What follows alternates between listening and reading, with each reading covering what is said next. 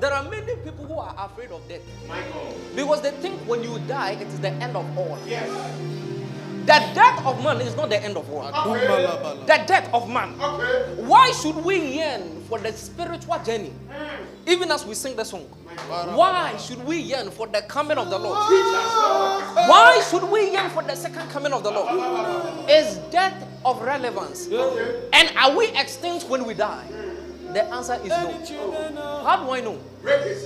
Now, in the Old Testament. In the Old Testament. In the Old Testament. There were these patriarchs that lived for God, but they died. And Jesus, at the Mount of Transfiguration, the Bible says, while he was with James, Peter, and John, the Bible says that he was transfigured and his face did shine. And there appeared two prophets, Moses and Elijah. And they both came and ministered to him. And they spoke to him. Now, speaking of Moses, Moses died. Yes, sir. Moses died in the past. Yes, sir. In the Old Testament. Yes. But Peter saw Moses. Now, my question is, did Moses mention his name to Peter? No. No. So how did Peter know that this is Moses? The Bible says we see in part and we prophesy in part. But when that which is perfect is come, then shall we know all things. There is a dimension where when you step into the spirit, you don't need an angel to tell you my name is Gabriel. When you see them, you know. And that's how the prophetic works. You are known as you appear. So Peter saw Moses. Moses was dead in the Old Testament.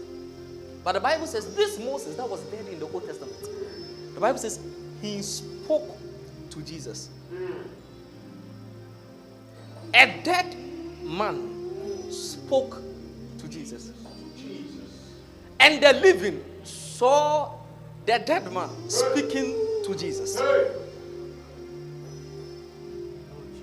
And here's the shocking aspect. Shock me, sir. When Moses and Elijah left, Peter came to Jesus and said, Master, let us build 3 tents.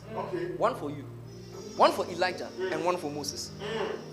My question is, who in his natural sense will see a ghost and the first thing they will think about is to build a tent for the ghost?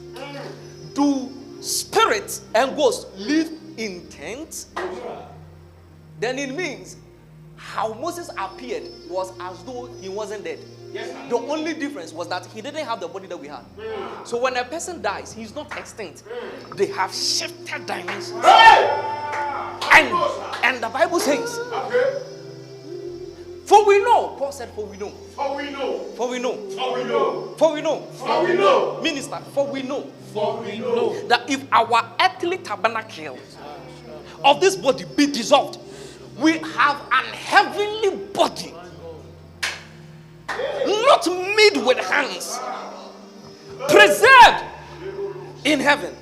And he says, it is for this cause that we groan, eagerly desiring to be clothed upon, so that we will not be found naked.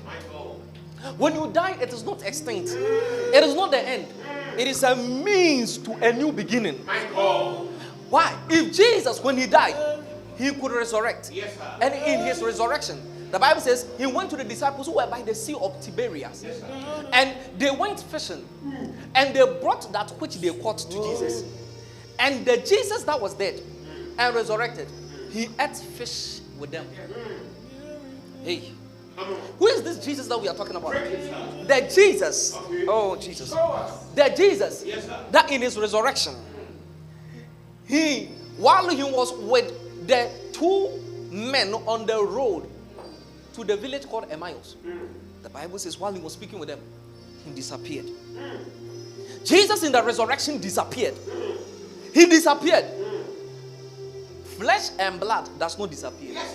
But when he appeared again to the disciples, who were all together in a room, he appeared in their midst. He didn't go through a door and a window. He appeared in their midst. No human being can do that. And when he appeared, he said, touch me. For a spirit has no flesh and bone. He said, touch me. Touch me.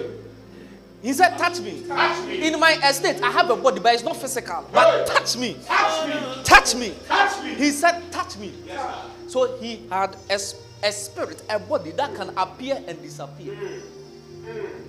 But this same body, he can eat fish for it to go into the body and disappear with the body containing the fish he has eaten. There is a higher life beyond this body.